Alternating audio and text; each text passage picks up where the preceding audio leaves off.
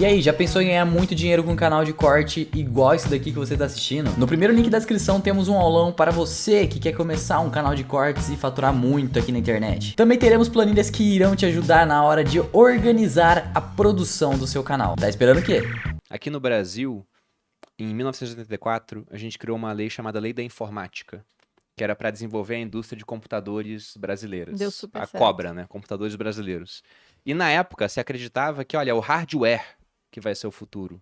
E depois se viu que o software foi o futuro. Então a gente proibiu a importação de computadores de fora para produzir os nossos, não produzimos direito. Essa proibição de importação também, por exemplo, proibir importação de tecnologia de um país para o outro, tornou a indústria brasileira menos produtiva, porque com o computador você produz mais, pô, é mais fácil ter o controle das coisas, planilha, etc.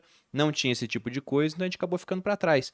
Então esse tipo de investimento massivo, acreditando esse é o futuro, às vezes o futuro não vai ser aquele. Exato. Vai ser outro. Então pode ser um investimento muito mal feito no final, que vai queimar uma tonelada de recursos que serão empregados em ambos os lados. Mas o que eu penso num conflito deles é também do ponto de vista até de commodities.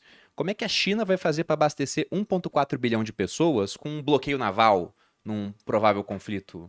Né? De quem que eles vão conseguir importar, se também tem essa pressão dos americanos que você não pode se aliar à China, ainda mais se acontecer algum tipo de conflito.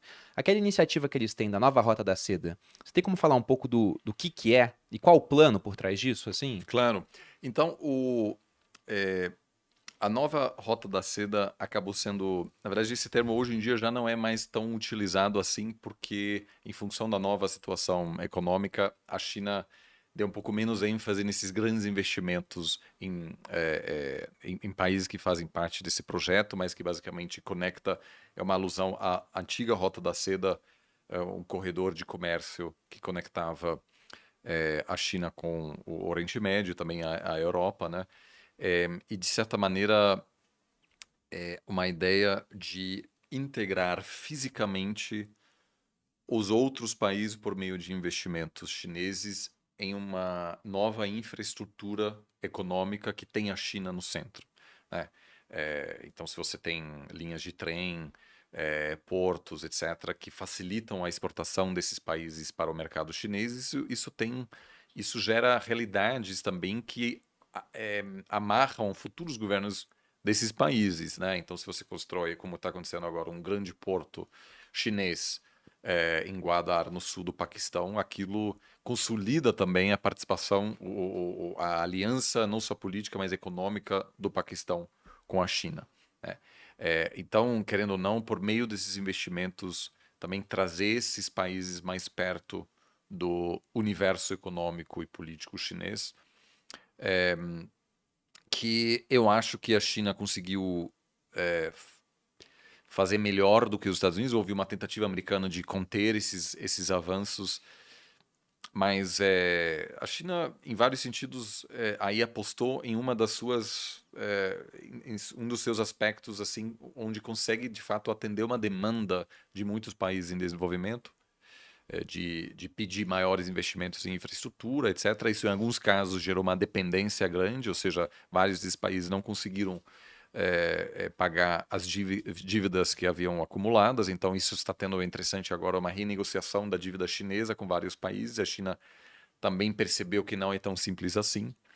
Então, as mesmas crises que a gente teve ao longo das últimas décadas entre países devedores e o Fundo Monetário, por exemplo, estão acontecendo agora com os chineses, que precisam, às vezes, aceitar reestruturações das dívidas.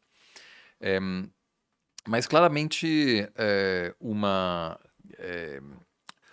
um projeto geopolítico de assegurar que lá na frente, o que, na verdade, muito bem sucedido, esses países não necessariamente estejam do lado da China, mas se a gente estiver num cenário de Guerra Fria, e Guerra Fria tecnológica, comercial entre os Estados Unidos e a China, eu acho que já está nessa nova realidade. Eu acho que é uma questão de tempo até algo mais grave acontecer, não só com um balão, mas de repente alguma coisa que envolva mortes assim dos dois lados, e aí realmente uma piora repentina entre os dois.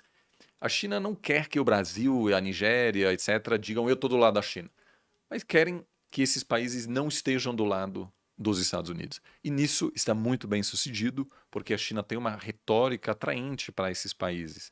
A China não diz, ó, cuidado Brasil com os Estados Unidos, você tem que fazer isso ou aquilo. A China diz, ó, nós somos um país em desenvolvimento, a gente conseguiu crescer muito, a gente quer que você tenha essa mesma trajetória, eles chamam de win-win, mas sem muita interferência em assuntos internos, desde que você não critique assuntos internos chineses, que envolve Taiwan, obviamente, na visão chinesa. A gente vai ter uma relação bastante respeitosa, enquanto na retórica chinesa os Estados Unidos está querendo interferir nos seus assuntos internos, etc., o que torna a China um parceiro atraente na América Latina para gerir melhor a sua relação com os Estados Unidos. Então, eu acho hoje, por exemplo, se houver um conflito entre China e Taiwan, com apoio militar americano para os taiwaneses, eu acho que o Brasil ficaria com este governo atual, mas com outros governos também, provavelmente em cima do muro. O que é tudo que a China precisa, inclusive para garantir o fornecimento de matérias-primas brasileiras que são fundamentais para a economia chinesa, né? Então, a China, de certa forma, já está se preparando, né, na construção, por meio de construção de laços comerciais, diplomáticos e geopolíticos, para um cenário de maior tensão.